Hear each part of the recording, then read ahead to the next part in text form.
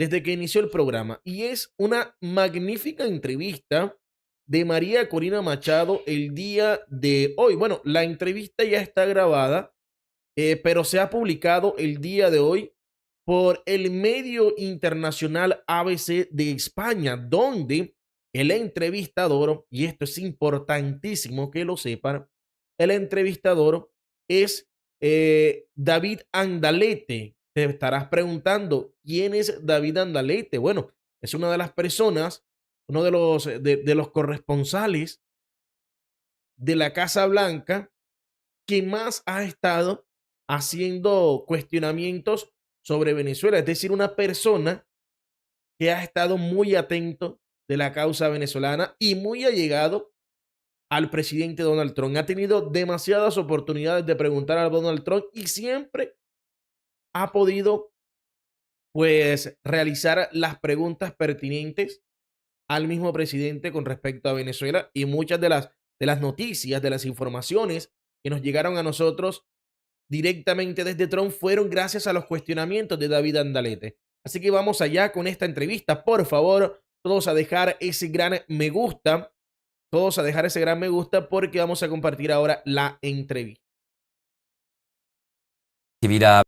María Corina Machado, gracias por recibir a ABC aquí en Washington, en las oficinas que está utilizando en su estancia aquí, después de haberse visto con el presidente Trump, y gracias por recibirnos.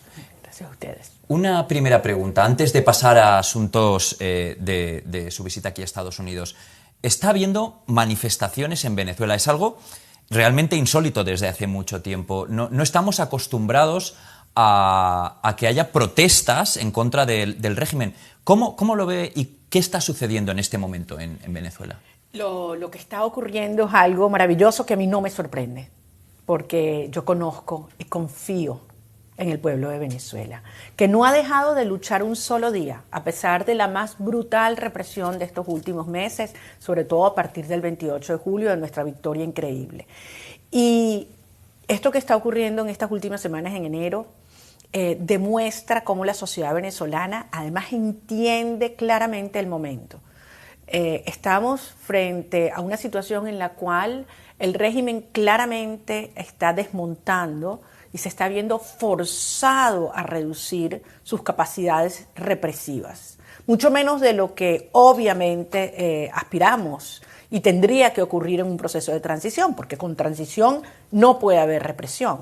Pero ya esto está enviando unas señales muy poderosas que han envalentonado a los estudiantes, a los familiares de los presos políticos, a varios líderes políticos que han estado escondidos y que ya han salido a las calles. Se trancó el viernes la principal autopista de Caracas con estudiantes exigiendo la liberación de los presos en Zulia, en Mérida.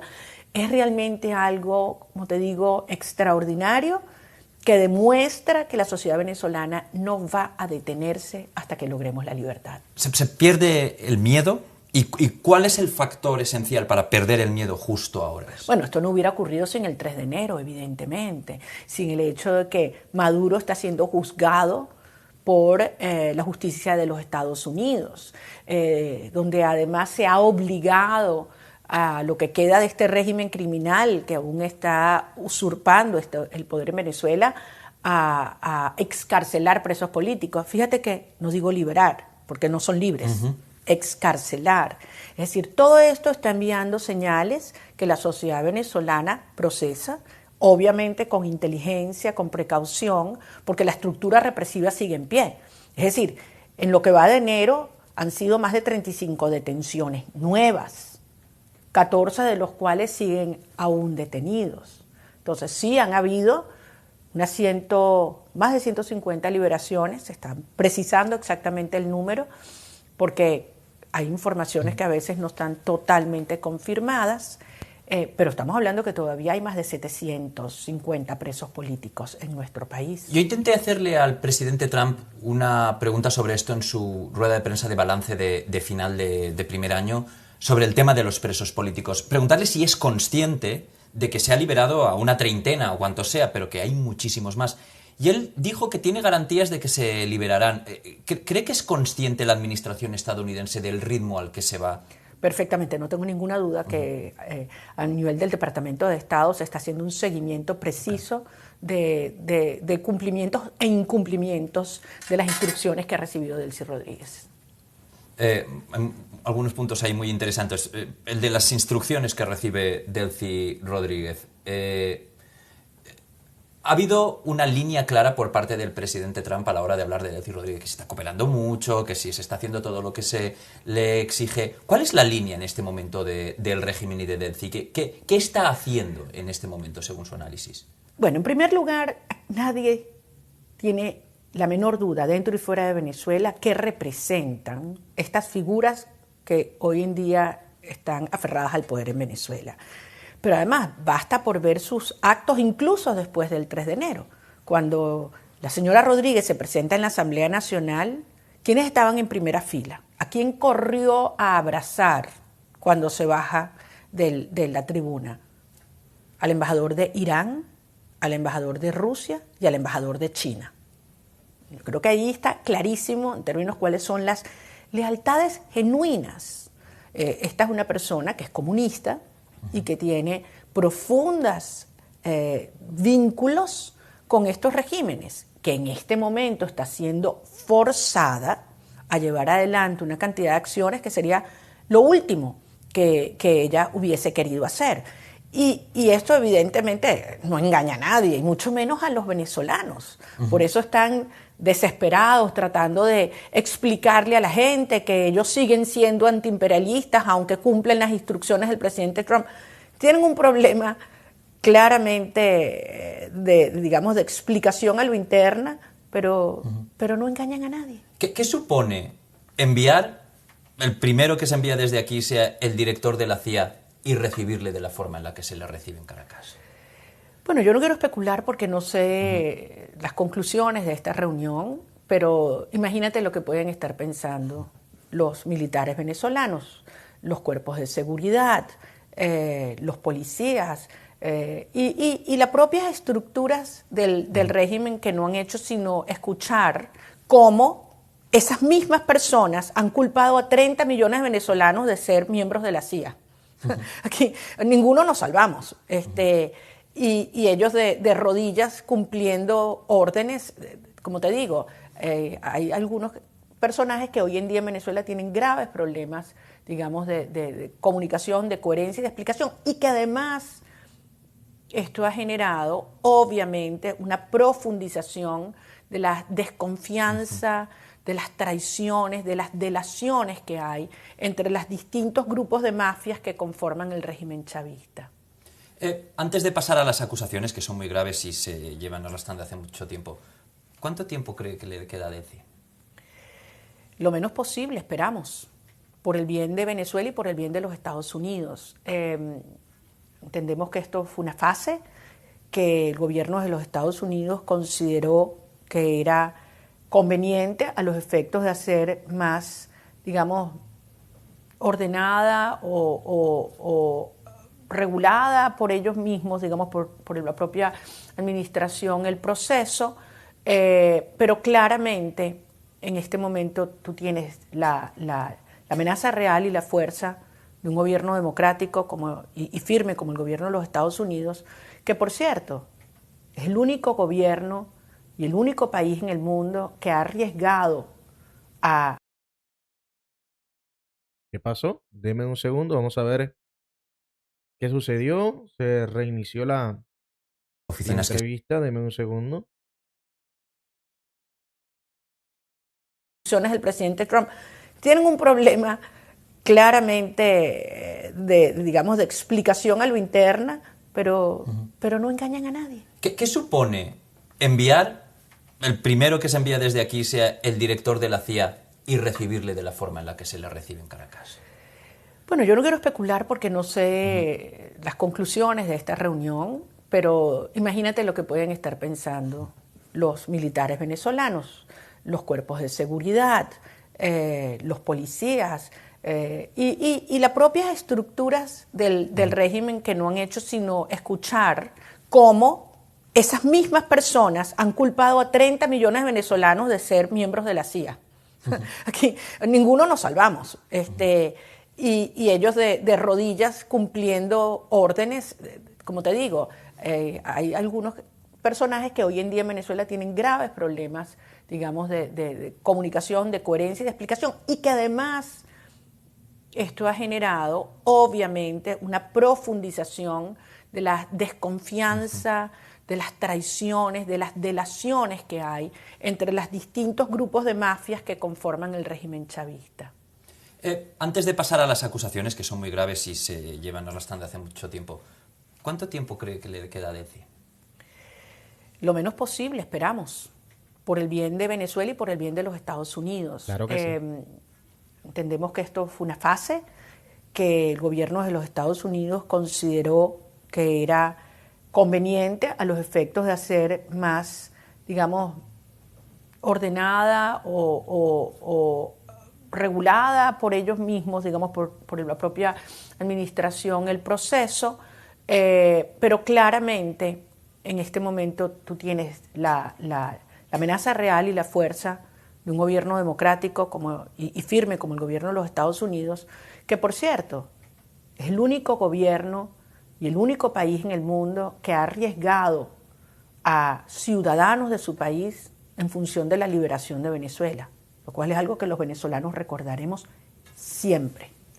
Tiene sectores del chavismo colaborando, pero aquí falta el elemento, a mi modo de ver, crucial, que es la gente y la legitimidad. Y hacia eso debe evolucionar este proceso. La legitimidad la dan las urnas en el 24, pero se roba, ¿no? En el 28. Perdón, el 28 de julio del 24, correcto. Exacto, sí. ¿Qué sucede ahora? ¿Es válido ese resultado? ¿Se respeta ese resultado? ¿O pensamos más en las siguientes elecciones? Pero es absolutamente legítimo. Es más, yo creo que no estaríamos aquí. La fuerza y la legitimidad que tiene todo este proceso de aplicación de la ley, de todos estos meses de lucha después del 28 de julio, que le ha dado además ese nivel de respaldo a la decisión del presidente Trump. No solamente en los Estados Unidos y en Venezuela. Si tú ves país por país en las Américas, la operación de presentar al tirano Nicolás Maduro ante la justicia de los Estados Unidos tiene un apoyo popular monumental. Y eso emerge, entre otras cosas, de la gran legitimidad de que ha sido el pueblo de Venezuela que ha arriesgado todo. Son cientos de miles de vidas que se han sacrificado por la democracia y la libertad. Es llamativo países hermanos como España y Venezuela, con la cantidad de exilio que hay, que ha tenido que huir de Venezuela y está en España. Me sorprendió mucho en el Consejo Permanente de la Organización de Estados Americanos escuchar a la embajadora de España decir que esto era una vulneración del derecho internacional, ir más por la senda de la condena de las acciones de Estados Unidos en la extracción de Maduro. Parece ser que España no se ha sumado a ese grupo de países que han querido ver en esto un paso, como lo describe usted, hacia la democracia. ¿Qué mensaje tiene para el gobierno español? ¿Te sorprendió? Bueno, bueno. A mí no me sorprendió. Y lo digo con muchísimo dolor, porque si hay un país con el cual los venezolanos, lógicamente, una nación con la que nos identificamos, porque nos une historia, cultura, religión, lenguaje, el idioma. Es decir, los vínculos históricos, la propia gente. Es decir, ¿cuántos venezolanos somos descendientes de españoles y cuántos hoy venezolanos están viviendo en España?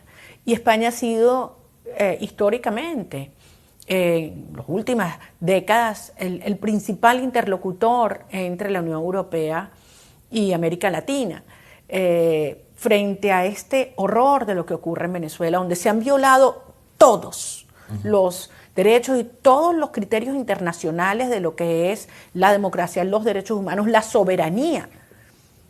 Y España ha optado, voy a corregir, no España, el gobierno español ha optado por mantener una posición, a mi juicio, claramente de segunda o tercera línea, en algunos casos incluso complaciente con algunos actores, incluyendo la propia Delcy Rodríguez. sancionada por Europa y visitando España. Entonces, han habido otros países que han decidido, otros gobiernos que han ocupado estos espacios y que han hecho que la Unión Europea mantenga posiciones muy firmes, a los cuales les estaremos siempre profundamente agradecidos. Pero al final, David, la historia será implacable, porque todo se va a saber, la verdad emergerá.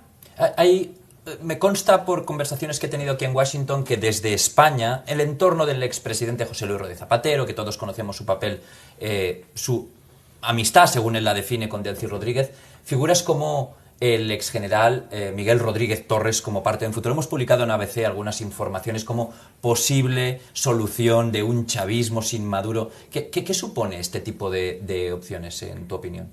Eso supone que la gente no importa.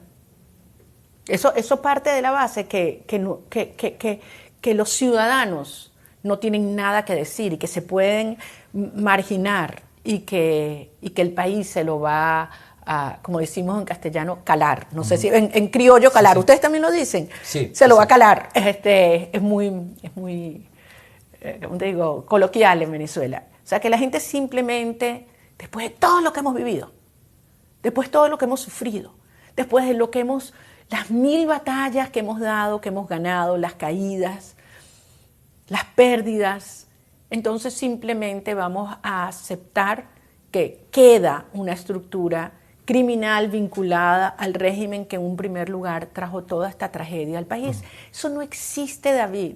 Los venezolanos no vamos a dejar de luchar. Mira todo lo que hemos hecho. Nos dijeron que era imposible unir al país, hacer primarias sin el CNE, derrotar a Maduro en las urnas, soportar la represión, lograr el apoyo internacional con esto increíble que ha hecho el presidente Trump. Y ahora vamos a simplemente, cuando más fuerza tenemos, cuando el régimen está en su momento de declive y colapso final, resignarnos. Eso no va a pasar. Y al final, te lo repito, lo único que soporta al régimen y a Delcy Rodríguez es la represión. Y como no puede haber una transición sin represión y ya empieza a desmontarse la represión, cuando ya no exista el miedo en Venezuela, al régimen no le queda nada sino aceptar su partida. ¿Hay riesgo de destrucción de pruebas, documentos sobre tortura, sobre fraude electoral en este momento? Absolutamente, y no tengo la menor duda de que deben estar muy preocupados tratando de esconder pruebas. Lo que pasa es que han hecho tanto daño y se creyeron intocables que incluso dejaron de cuidarse. Y la cantidad de información que hay, los testimonios de las víctimas, de los defensores de derechos humanos, de sus familiares, es absolutamente apabullante. O sea, es una cosa que es imposible de transmitir en breve tiempo. Entonces, ya no hay excusas. Todo el mundo sabe lo que han hecho. Son terroristas en términos de que aplican terrorismo de Estado hacia la gente y narcoterrorismo hacia afuera. Y todas las organizaciones de derechos humanos lo han sustentado con pruebas. Ya no hay excusa. El que se relacione, invierta o coopere con este régimen lo está haciendo con el cartel, con el crimen organizado. ¿Se necesitará una comisión de la verdad? Yo creo que vamos a necesitar múltiples instancias y procesos para que exista justicia, para que pueda haber, para que se haya todo lo que es el cumplimiento y resarcir a las víctimas y para que podamos avanzar en un proceso donde se den garantías para que aquellas personas que genuinamente se arrepienten y puedan enfrentar debidamente la justicia. Y ese es el punto. Esto no se trata de revancha o de venganza, todo lo contrario. Es de aplicar la justicia para que podamos superar esta etapa y pueda haber una Venezuela que surja con orgullo y con unión de todo un país. Que debo decir, y esto es muy importante, hay gente que habla de un país dividido. Fue un país dividido, de manera intencional por el chavismo. Eso fue lo que se propusieron. Y hubo momentos donde el país realmente enfrentaba el riesgo de la confrontación. Pero paradójicamente, el hecho que nos hayan separado las familias, que hayan obligado a 9 millones de venezolanos a irse, que hayan generado esta miseria generalizada a punta del desfalco y el saqueo más grande de la historia de la humanidad, porque estamos hablando de unas cifras que no te caben los ceros en la cabeza, de todo lo que esta gente se ha robado. Esto unió un país, y decir, no más socialismo, no más corrupción, no más crimen. Queremos una sociedad a la cual el Estado de reporte esté a su servicio. Esto es enorme, porque en Venezuela sí ha habido un cambio cultural profundo, para bien. Sorprendió este jueves el presidente Trump diciendo que han hablado, están en contacto ustedes. Hemos hablado. ¿Y eso supone que le está escuchando de cara a esta fase transicional el presidente Trump? Bueno, tú tienes tan buena información de la Casa Blanca que me imagino que tú debes tener esa respuesta. Yo sé que sí, pero bueno. me gustaría... Yo no quiero poner palabras ni interpretar lo que piensa el presidente Trump ni ningún otro líder mundial. Yo soy súper respetuosa y tú lo sabes de estas reuniones. Nunca digo nada de las mismas porque creo que lo más importante es que exista confianza y respeto y es un proceso de construcción de confianza porque, recuerda, yo tengo más de 12 años que no salía de Venezuela. Entonces, la mayoría de las personas con las que estoy interactuando había tenido conversaciones telefónicas o por videoconferencias, pero nunca las había conocido personalmente. Y al final, nada sustituye el contacto humano directo, ¿no? Mucho se dijo, los que estamos desde hace tiempo en la Casa Blanca, yo llevo ya unos cuantos años, sabemos por dónde entra la gente, por dónde sale, pero me llamó la atención una especie de esfuerzo concertado, sobre todo desde Venezuela, por presentar su visita al presidente Trump casi como algo que se ocultó. Cuando estaba en la agenda el día anterior, cuando figuraba en una agenda que además las visitas que no son oficiales, de protocolo, no suelen figurar en la agenda. Y la forma en la que luego desde la Casa Blanca se evaluó. Yo pocas veces he visto al presidente Trump llamando a alguien con que se ha visto por su nombre de pila. Y en eso dijo María. Pasó de ser la joven que ganó el Nobel a ser María. Lo de la joven me encanta. Que también me lo dijo en una pregunta que le hice cuando estaba con las petroleras. ¿Cómo se sintió tratada? No le pido, ya ha sido muy clara que no quiere hablar del contenido, pero ¿cómo la trataron? Muy bien, muy bien. Creo que fue una conversación que ambos vamos a recordar, por muchas razones. Yo obviamente llegué con muchas expectativas y consciente de la responsabilidad. Yo estaba allí hablando en nombre de un país que nos dio un mandato, a mí y al mundo. Y al fin y al cabo es la persona que más ha hecho por la libertad de Venezuela y que más puede hacer de toda la comunidad internacional. Y hacerle ver claramente cómo nuestros dos pueblos históricamente, los Estados Unidos y Venezuela, han compartido valores y se han apoyado mutuamente. Y además yo estoy convencida que Venezuela va a ser con nosotros el principal aliado de Estados Unidos para siempre en la región. Y esto se está logrando hoy. Entonces es un momento histórico y creo que fue un momento para mí que marca un hito indiscutiblemente en esta lucha. El acto de llevar el premio Nobel enmarcado con un mensaje que, brevemente, tiene un mensaje que yo creo que no se ha prestado suficiente atención a lo que va alrededor de la medalla, porque a mí me comentaron que incluso incluye referencias a lo que puede suceder de cara a futuro, si no me equivoco, en Venezuela con el apoyo de Trump, ¿no? Porque al final estamos avanzando en un camino en el cual yo tengo confianza en el presidente Trump. Okay. Algunos... Ok. Aparentemente hay un tiempo de la entrevista donde se queda. Vamos a ponerlo nuevamente por donde íbamos. Gracias a Dios había anticipado esto. Vamos a ver. Indiscutiblemente en esta lucha. El acto de llevar el premio Nobel enmarcado con un mensaje que, brevemente, tiene un mensaje que yo creo que no se ha prestado suficiente atención a lo que va alrededor de la medalla, porque a mí me comentaron que incluso incluye referencias a lo que puede suceder de cara a futuro, si no me equivoco, en Venezuela con el apoyo de Trump, ¿no? Porque al final estamos avanzando en un camino en el cual yo tengo confianza en el presidente Trump. Okay. Algunos argumentan distintas motivaciones. Mi balance de una reunión que al final, después de tantos años, David, y de tantos desengaños con personas en las que hemos confiado, uno desarrolla una habilidad para saber quién es quién, en quién puedes confiar y en quién no. Y yo, con el corazón en la mano, te digo, fue una reunión en la cual sentí una absolutamente franca conversación, donde con toda la claridad le transmití lo que somos y sentimos los venezolanos y lo que vamos a hacer juntos y lo que representa para Estados Unidos. Y siento que ahí hay una gran identidad. Y me impresionó mucho la preocupación del presidente Trump por la situación de Venezuela, por la gente, por cómo se sienten, qué está viviendo nuestra gente, cómo han reaccionado ante estos eventos, cómo interpretan lo que está ocurriendo en este momento. O sea, genuino de preocupación. Por eso, cuando yo salí lo dije, tenemos un gran aliado en el presidente Trump, yo no tengo ninguna duda. No es llegar allí y darle simplemente la medalla, sino que había un mensaje. ¿Cuál era la intención con eso? Bueno, además, yo referí, después lo hice en la declaración a la salida, un evento que a mí me impactó muchísimo. Y es esas coincidencias de la historia que, ¿sabes?, que no son tales a veces.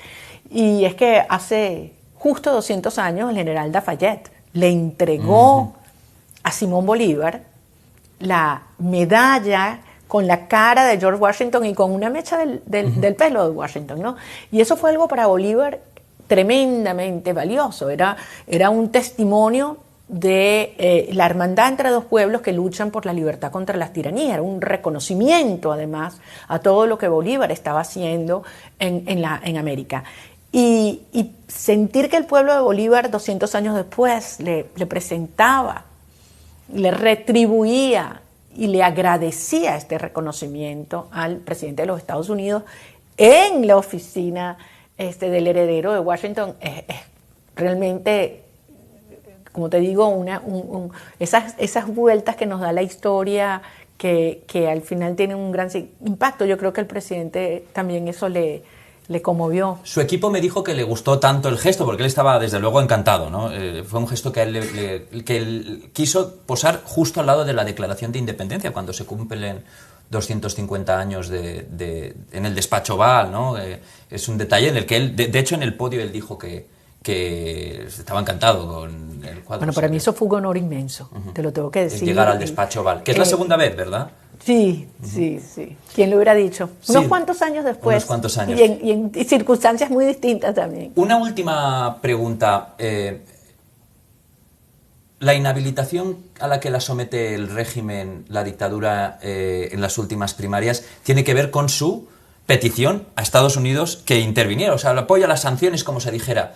¿Era la solución que se necesitaba en Venezuela? ¿Le ha dado el tiempo la razón en sus peticiones? A mí me inhabilita Maduro porque es un cobarde y sabía que yo le iba a dar una pela, pero horrible. O sea, no iba a perder de calle, no había ninguna posibilidad. Es un cobarde, son cobardes en el fondo. Pero además porque siempre me ha subestimado, ¿no? Eso pasa con estos tiranos.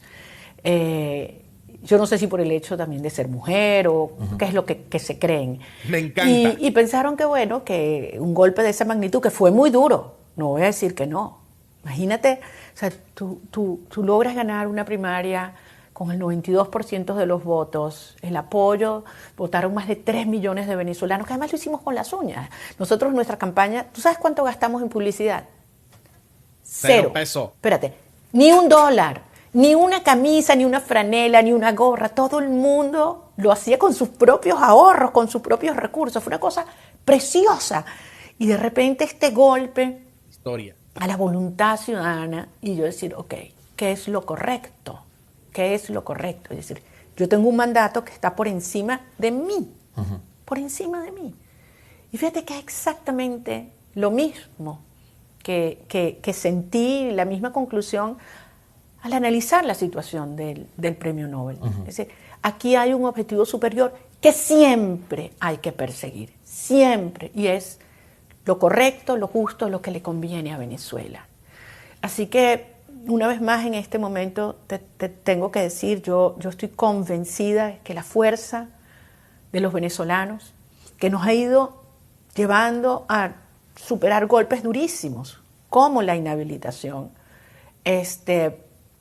al final la convertimos en fuerza a favor, porque yo le decía a la gente siempre, si nos ponen un obstáculo de este tamaño, nos obliga a crecer, y si lo superamos, quedamos más grandes de donde estamos y mejor preparados para lo que viene. Siempre nos han subestimado y mira dónde estamos. Así que sí creo que el 3 de enero demuestra que aquellos que tenemos años diciendo que es una estructura criminal, que requería de la aplicación de la justicia internacional y de crear incentivos y una amenaza creíble para que el costo de permanencia fuera más alto que el costo de salida, era indispensable y esto lo probó.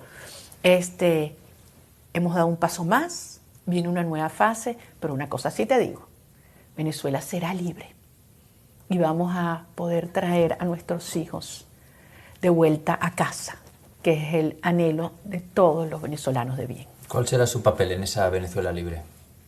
Yo voy a ser una constructora de libertad con millones de venezolanos. Muchísimas gracias. Gracias. Muy amable. Pero qué pedazo de entrevista acabamos de ver.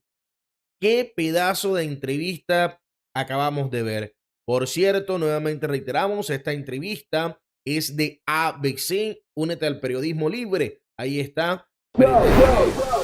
Completamente. Arranca el fútbol y con... Entrevista, ahora sí le digo, esta entrevista completamente es del ABC, del periodista David Andaletti. Reiteramos, uno de los periodistas que más comprometidos ha estado con respecto a conocer información directamente desde la fuente principal, el presidente Donald Trump, para lo que es la libertad de Venezuela. Entonces, nada, familia, no queda más que agradecerte por estar con nosotros. Deja ese gran like, ese gran me gusta, por el cual nosotros vamos a seguir fortaleciendo las transmisiones todos los días. Tenemos una transmisión ya de más de 1 hora y media.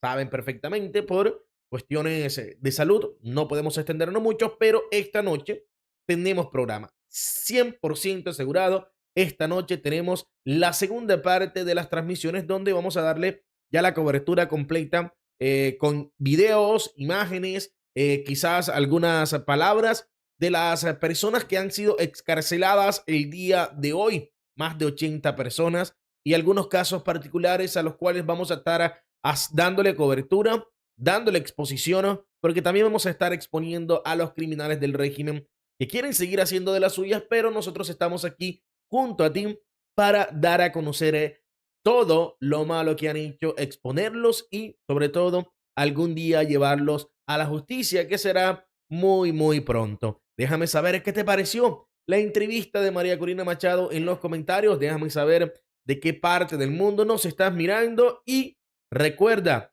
nos vemos la próxima. Que Dios te bendiga.